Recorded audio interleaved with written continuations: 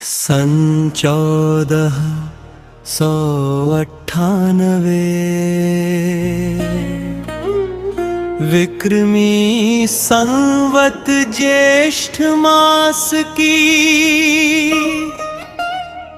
पूर्णिमा का दिन था। काशी के लहर तारा तालाब में खिले कमल के फूल पर सतलोक से एक दिव्य ज्योति अवतरित हुई और वह ज्योति नवजात शिशु के रूप में प्रकट हुई, न माता के गर्भ से जन्मन, ना किसी घर के आंगन में रोना, बल्कि सीधा सतलोक से अवतरण हुआ और उस दिव्य बालक का नाम पड़ा कबीर भाई।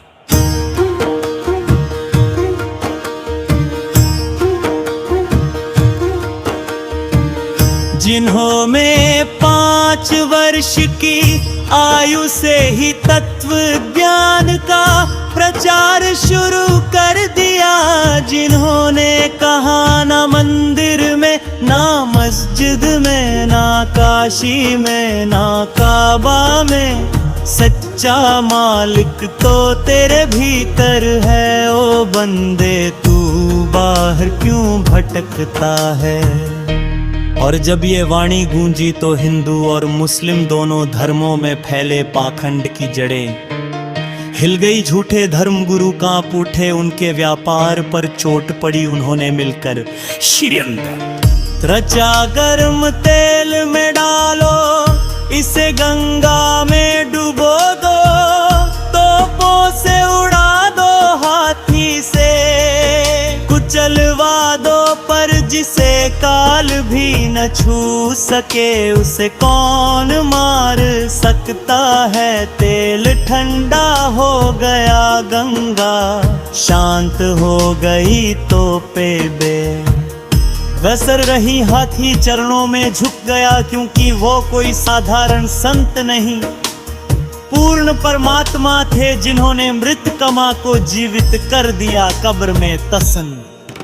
कमाली को उठा दिया सिकंदर लोदी का, असाध्य रोग दूर किया स्वामी रामानंद की, कटी गर्दन जोड़ दी और जगत को दिखा दिया कि मृत्यु भी उनके अधीन है।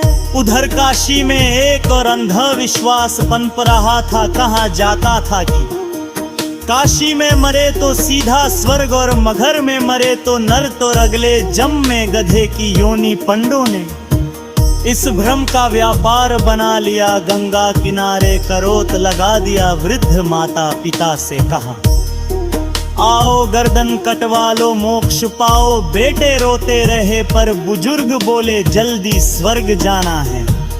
और उस करोत के नीचे निर्दोष गर्दनें कटने लगी, पाप को पुण्य का नाम दिया।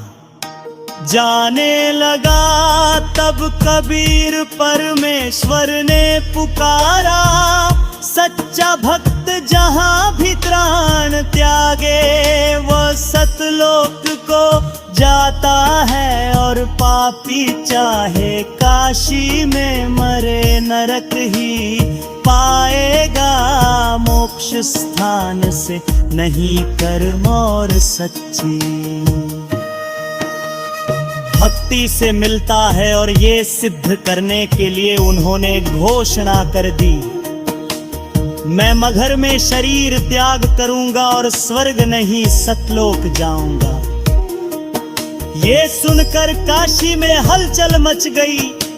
राजा वीर देव सिंह सेना लेकर तैयार हुए कि अंतिम संस्कार हिंदू रीति से होगा। नवाब बिजली खान भी फौज लेकर चला कि दफन इस्लामी तरीके से होगा। कबीर प्रभु मगर की ओर बढ़े, पीछे भक्तों का सैलाब, हिंदू भी, मुस्लिम भी, फकीर भी, राजा भी, पंडित भी। और रास्ते में सूखी पड़ी आमी नदी मिली, जिसे श्राप से सूना बताया जाता था।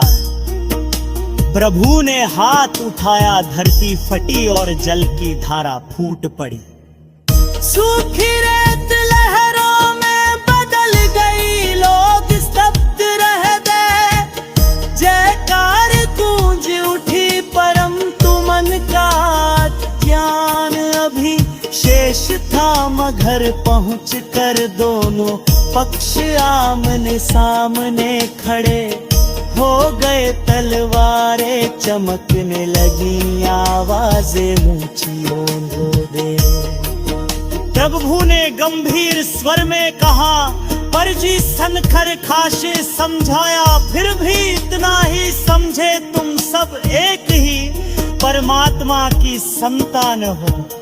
मेरे जाने के बाद इन चादरों में शरीर नहीं मिलेगा, जो मिले उसे आधा आधा बांट लेना, पर आपस में युद्ध मत करना, नहीं तो विनाश होगा।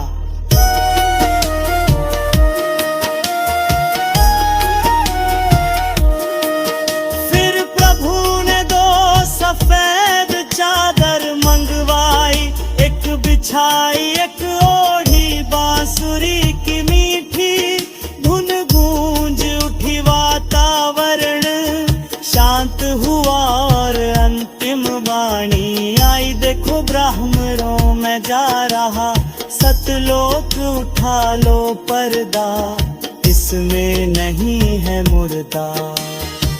जैसे ही चादर उठी, वहां शरीर नहीं था, बल्कि सुगंधित फूलों का ढेर था। गुलाब, गेंदा, चंपा महक उठे, वीर देव की आंखों से आंसू। बिजली खान का हृदय पिघल गया, दोनों गले मिलकर रो को। न कोई हिंदू रहा, ना कोई मुसलमान, पर सफेदों के चारों में झुका इंसान। सबने फूल आधे आधे बांट ले। अरमहर की खलकी पर 2 स्मारक बने, एक और समाधि, रिक्रोर मजार पर मजमाइत ही बोझी। शरीर प्रभरती जो उन्होंने सुखाई। परमात्मा किसी जाति का नहीं, किसी मजहबा नहीं, वो सतपैठ है जो सच्ची तक तरेगा, वही पार जितनेगा। सुम बंद्रक है दिपरमी संवत। सन 14